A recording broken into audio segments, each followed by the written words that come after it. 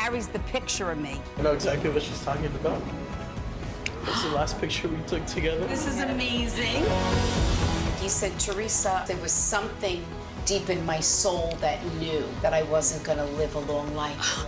He said, Raina, I just had this crazy dream and it felt so real. Exactly the way that he dreamt it is how it happened 2 weeks later. He says, and I need you to know that there truly is a God. The first thing I want to know is, are you drawn to any section in this room? Am I? Yeah. Actually behind me. When do you start to feel the connection when you're in a space?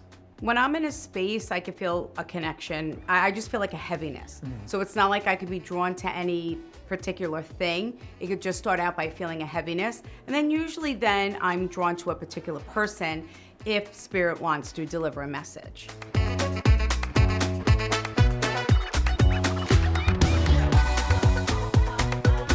It's so interesting because I don't know, people always ask, oh, how do you turn it on, turn it off? It just happens.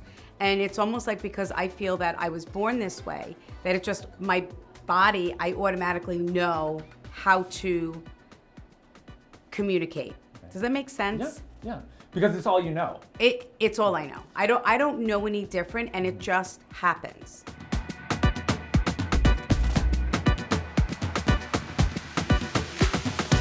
It actually felt the same. It's interesting because I tend to feel the same when I go to different places. I just felt a lot of history. So like there are certain places, and I don't have to leave the country. Like I struggle a lot if I go down to say Savannah, or if I'm in Philly. So, and it tends like where there are a lot of tragedy or even history. Because I'm from Philly. Oh! So now I'm like, well, it's terrible. But so when you go to a place that's kind of like, maybe has a history with like Civil War or any kind of like, okay, interesting. A lot of times I'll feel familiar with an area and I've never been before. Right. Almost like a deja vu. I could go into old homes and tour like I've done the Teddy Roosevelt home. And I would walk in the house and be like, oh no, that wasn't there, it was over there. It happened when I went to Lincoln's memorial. Oh no, would it be the memorial?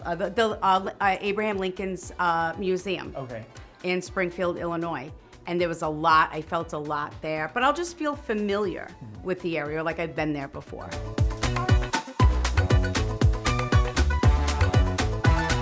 People approach me every single day, but I have to say, they just want to tell me how much they love what I do, never stop doing what I do, and they then proceed to tell me how much what I do has helped them. So to me, that is the most amazing feeling, because that's why I do what I do, is to help people.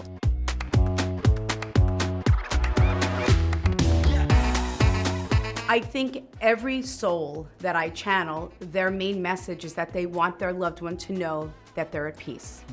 And the souls that typically pass tragically, their main message is that their soul has found a place with God. So that's the thing with what I do, is that there are a lot of universal, say, messages that Spirit might have me deliver. But that's the great thing that I love what I do, is when I have them validated with such unique things to that person.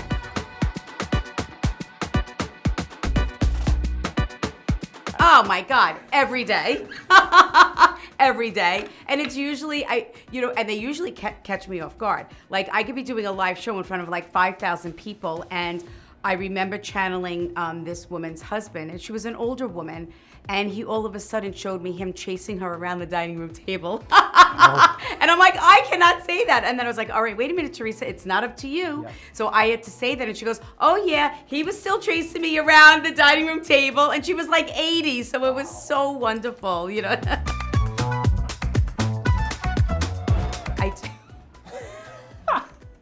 Now, oh my God, if the Vatican comes after me. Well, I'm wondering, when do we get a branded Theresa Caputo holy water line? Coming soon. Yeah. Coming soon on Lifetime. I mean, we've gone through LaCroix, we've gone through Spindrift, we've gotten all of the beverages, Smart Water. I'm ready for a holy water. Yeah, it's coming. The thing that I love about this season is that you're getting to really see a lot behind the scenes and a lot more of my mom. We were talking about this the other day. We're like, we think your mom is in more episodes than she was in 10 years. She's a star now. She's a She's a star. star. And you have this coming up, your son's wedding. My son's wedding, yes. And how was that? Because that can be a very spiritual experience. Yes, it was. And I don't think people realize this. I think people think that because I'm a medium, what I do for a living, that I'm constantly sensing, feeling, getting messages for myself, right? But I received a beautiful sign the day of my son's wedding, and I was not expecting it. And that's what I always tell people is, don't put so much pressure on seeing the signs. Right after the ceremony, you can see in the mountains, there was a big rainbow right behind, and I connect the rainbows with my grandmother. Okay. So, Yeah. and I don't see them. It's not like I see them. Just when I see them, I think of her.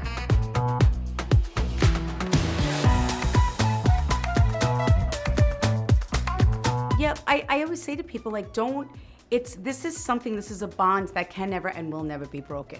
Your loved ones, their departed souls see how we are suffering, how we are struggling. And they show us these signs and symbols to help us to heal and to grow and to make tomorrow a little bit easier.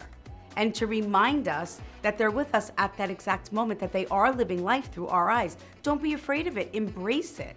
I say they're little hellos from heaven. A friend of mine and I have made a pact that whenever one of us passes, we will haunt the other. The idea is that I will show up to her on TV screens. How do you envision the afterlife? How do I just peaceful. Just absolutely peaceful. And I will be reunited with my loved ones that have gone on before me.